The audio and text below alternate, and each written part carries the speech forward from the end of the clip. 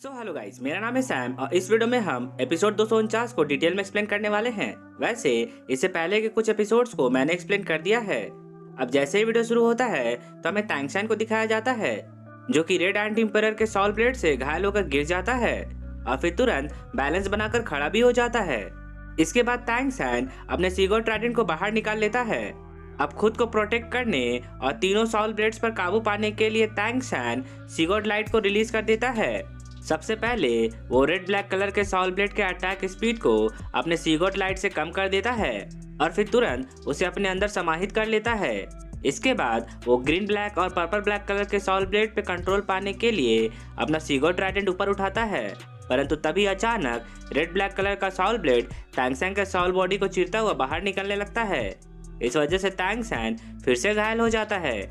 अब इसी मौके का फायदा उठाकर बाकी दोनों सॉल ब्लेड्स टैंग सैन पर अटैक कर देते हैं, जिस वजह से टैंग सैन का सॉल बॉडी और भी ज्यादा घायल होने लगता है।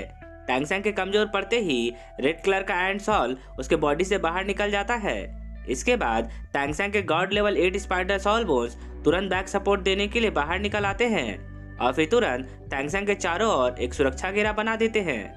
टैंग सैन खुद की रिकवरी स्पीड को बढ़ाने के लिए अपने मिस्टीरियस हेवनली स्किल को भी एक्टिवेट कर देता है।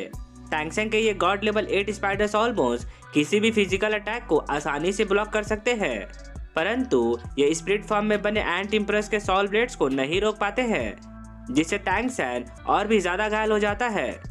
अपने हाथ से कंट्रोल जाता देखकर टैंग सैन अपने हाओतियान हैमर मार्शल सोल को बाहर निकाल लेता है और फिर ग्रेट शिमारू हैमर अटैक को लॉन्च करने लगता है। ठीक इसी समय तीनों सॉल ब्लेड्स फिर से टैंग सैन को घायल कर देते हैं। इस बार टैंग सैन बेहोश होकर गिरने लगता है और उसके हाथों से सीगोट ट्राइडेंट छूटकर नीचे गिर जाता है। बेहोशी की हालत में जाने से पहले टैंग सैन अपने पिता टैंग हाओ के कहे बातों को याद करने लगता है।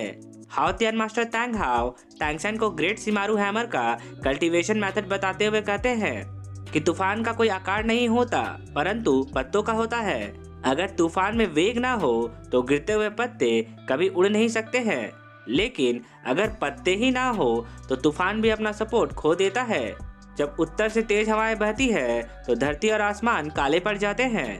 उस वक्त सिर्फ एक पत्ता ही तूफान का दिल बन सकता है, जो कि आसमान में बिजली बनकर गिर सकता है। हाओतियान मास्टर टैंग हाओ इस कविता में पत्तों की तुलना सॉल रिंग से कर रहे हैं। टैंग हाओ की इस कविता को याद करते ही टैंग सैन तुरंत समझ जाता है कि उसके फादर उसे क्या समझाना चाहते थे। टैंग हाओ टैंग सैन को यह समझाना चाहते थे कि उसे अपने हाओतियान हैमर मार्शल सोल पर पूरा भरोसा रखना चाहिए।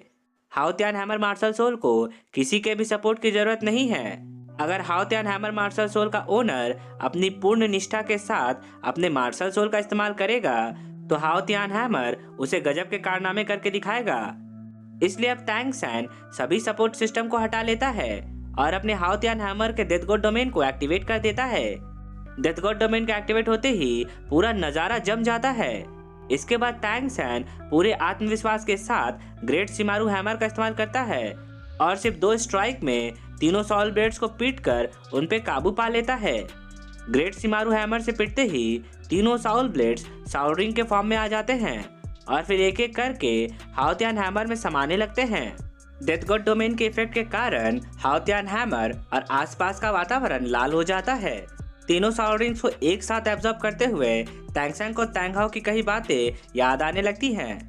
हाओतियान मास्टर टैंग हाओ ने एक बार टैंग सैन से कहा था कि जिसे हम ग्रेट शिमारू हैमर कहते हैं, वो अपने अंदर सभी सॉल रिंग्स को एब्जॉर्ब करके एक गॉड लेवल पावर फोर्स तैयार कर सकता है।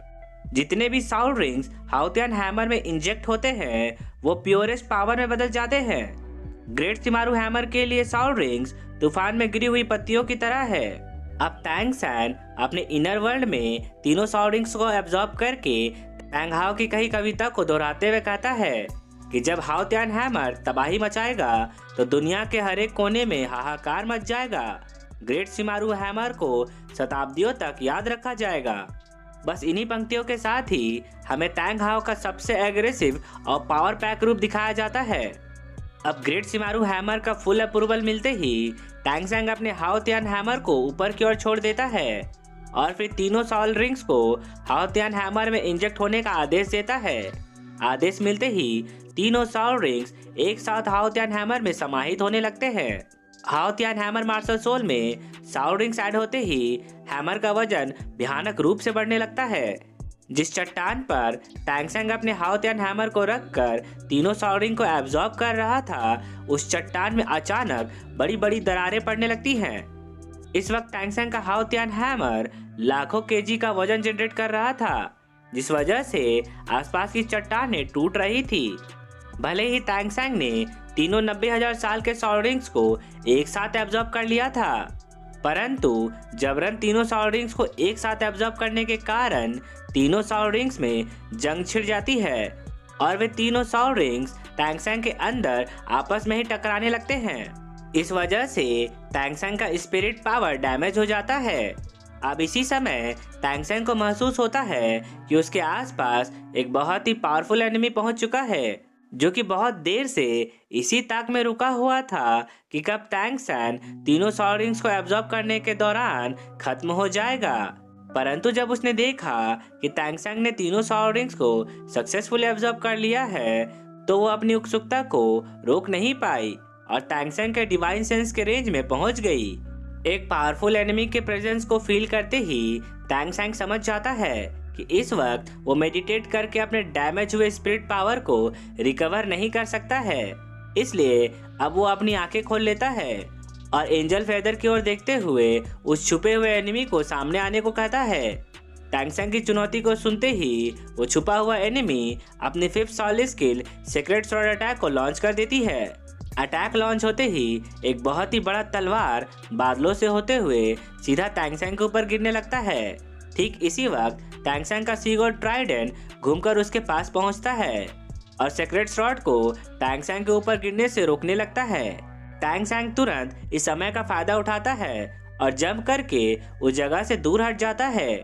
सीक्रेट स्वॉर्ड से दूर हटते ही टैंगसेंग अपने सीगोड ट्राइडेंट को वापस खींच लेता है।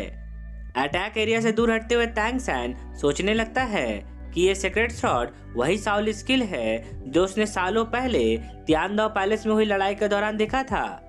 उस वक्त कियान रेंजू ने ही टैंगसेंग को मारने के लिए अपना 5th solid skill secret sword attack को इस्तेमाल किया था और उस वक्त सावू ने टैंगसेंग की जान बचा ली थी।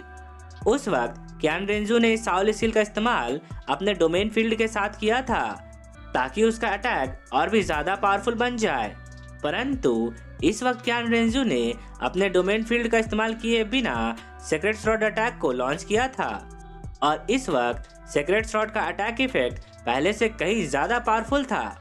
ये देखकर टैंगसेंग समझ जाता है कि इतने सालों के बाद कियान रेंजू और भी ज्यादा पावरफुल बनकर लौटी है।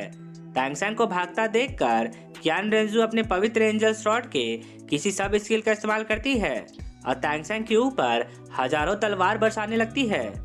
अटैक लॉन्च होते ही टैंगसेंग जल्दी जल्दी कुछ तलवारों को डॉज कर लेता है, परंतु आखिरकार उसे अपने बचाव के लिए सीगोड ट्राइडेंट का इस्तेमाल करना ही पड़ता है।